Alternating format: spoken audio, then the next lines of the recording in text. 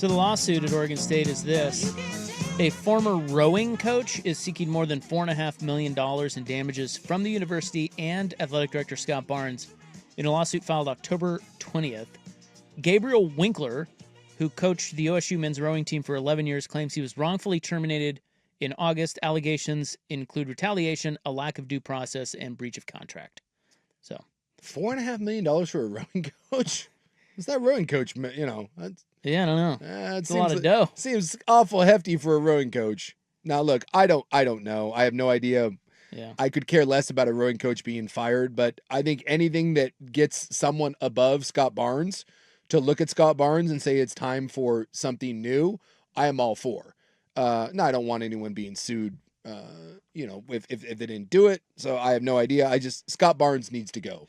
And I will say, kudos by the way, to Oregon State. Everything from the alumni base to the students to people online, they're putting pressure on Oregon State, and they're not letting this just be status quo. And I think you have to. I think you have to speak with your voice, and Beaver Nation needs to let Oregon State, the higher ups, the university president, know that this is not okay. This is too good of an athletic program to have the front door of it, the football team, be like this.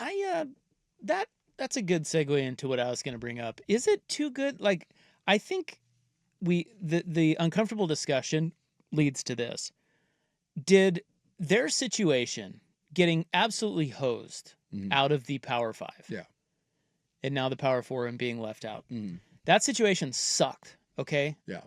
Preface everything I want to bring up here by saying that was out of their control for the most part. It's just an S sandwich. Yeah. And, there's not much more you can say. It's like that is not what I'm blaming all this on. But I do think, I'll ask a question. Is it possible that situation has exposed a really, really bad operation? And how they have handled this, one, I think it gives them a built-in excuse. And it may have exposed that athletic department is worse than we knew. We didn't know it was this bad, and everybody's still kind of not admitting it because the freaking AD is still there despite all this turmoil and all these bad things that have happened, none of which have anything to do with the school situation with its conference. I mean, they've sort of stabilized that. It sucks, but they're moving to the Mountain West. They've got new teams. They're all coming together next year. They in Washington State kind of stabilized that as best they could. Yeah. Again, an S sandwich. But everything else has been an absolute disaster. Yeah. That's not on them having to leave the Pac-12. That's not on them having to go to the Mountain West. I feel like they've got a built-in excuse that they're using here. There's a lot of deflection. And they're just a really bad operation. And I think that's hard for some people to come to grips with because we thought it was a pretty good sort of blue-collar little engine that could athletic department. Maybe it's not. Maybe they just suck. Well, maybe they've lost their way, but I'd say if you go back and look at the last 25 years from where they were at to where they got to,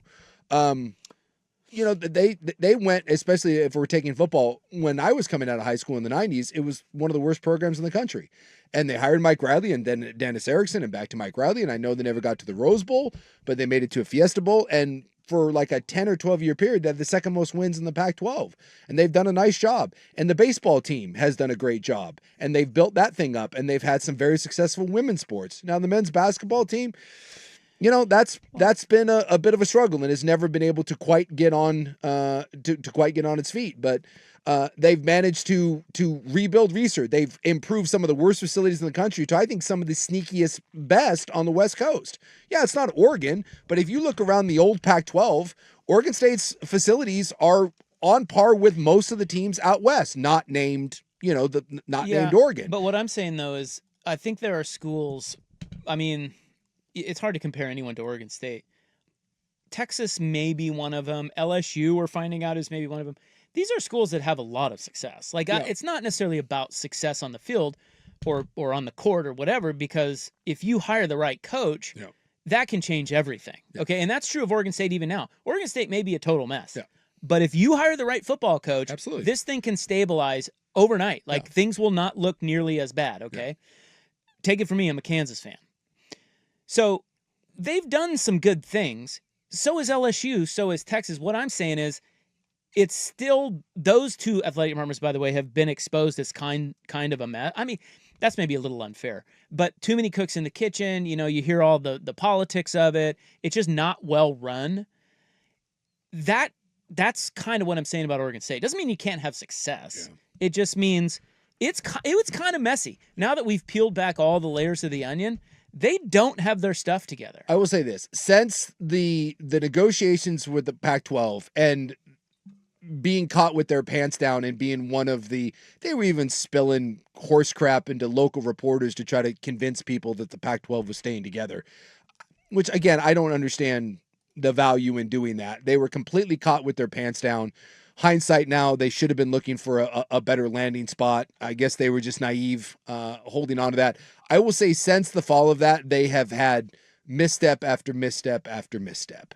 And so I look at the 20 years that we've been doing this together, and I don't view that as a bad athletic department. I really don't.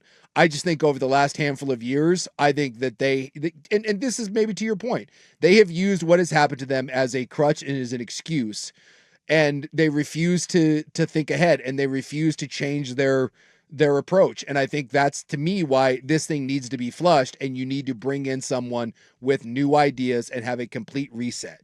Because the old way of doing things isn't going to work. You have to find a way to turn the page. And I don't believe that Scott Barnes or any of the dudes that have recently stepped down, and you hear some of the things when these people resign or get fired, they all kind of say the same thing, that it is a mess right now. Well, exactly. And that's so my just point. Flush the damn thing. But that doesn't, it doesn't mean, what I'm saying is they were good when, a lot of people can appear good when things are good. Yeah.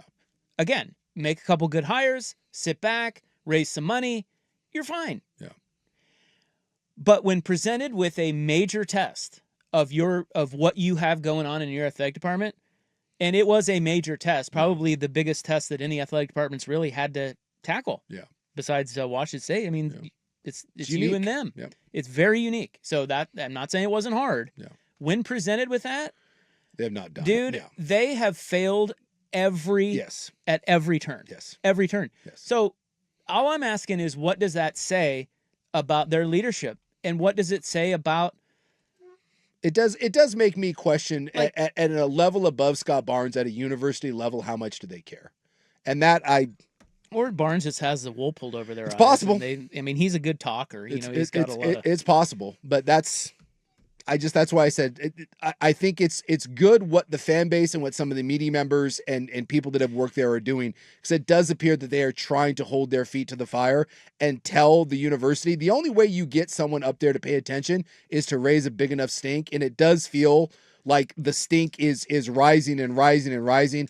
And I don't know how Scott Barnes keeps his job. I really don't. When you start in with the people are bringing signs and people stop coming to games, and it's a constant barrage of, get rid of these people. Eventually someone, including Scott Barnes, has to look at this and say, man, it's just time to go. He's not recovering from this. It's a marriage that you're too far gone, and admit you're too far gone and find a way to part ways. Yeah, it's a really unusual thing to fire someone over. Yeah. Because it's kind of unprecedented in college football. But give me one good way he's handled any of it. It's not. It's just been one. Give me one. And there's no transparency. There's no win-loss record here, although there kind of is. But I mean, again, they have a good baseball program. Yeah. They have some good coaches in place. Yeah. So Scott Barnes is not like, it's not like he's done everything wrong. No. But I think when tested here, he has not made there's no outside the box thinking. There's no galvanizing people together to rally to make something happen. And it's just it's completely splintered. And that's my problem, is anytime Scott Barnes or anyone from that athletic department gets up and speaks, every Beaver fan that I know does the same thing. And they roll their eyes and they say, oh my God. And once you reach that point, when leadership stands up to try to rally the troops and circle the wagons, and everyone universally says, don't give me this line of crap, that means it's time to go, because you've lost the room. And right now, from the university president down to Scott Barnes to all these these kind of underlings that have now, two of them that have either resigned or been fired here over the last couple weeks. You have lost the room, and when you lose the room, figure it out. It's time to walk. It's time to walk away. Like pivot. Like do something. Like you have been exposed. Yes. Switch up your I don't know. It's weird. It's like somebody said Barnes is the Beavers' Neil O'Shea. That's right. Yeah. And Neil O'Shea wasn't the worst GM, but he was exposed. Yeah. And it was time to go. It's just crazy how these guys don't get that. No, something will come along and will end up chopping Scott Barnes down. And if he doesn't realize that, then he's just dumb. And I think he does. I just don't know. I just know if there's, it may be one of those where he just doesn't have another landing spot. If Scott Barnes had a pivot point and to go do something else, he would leave right now because he knows he's not a dumb guy. He knows the writing's on the wall and he knows he's a dead man walking, right? He's Billy Napier at Florida trying to sell you on, the only problem they have is people tweeting in their mom's basement. Well, who the hell would hire him? Exactly. Which is why he's going to ride this thing out, and someone eventually up above needs to just come in and put him out of his misery.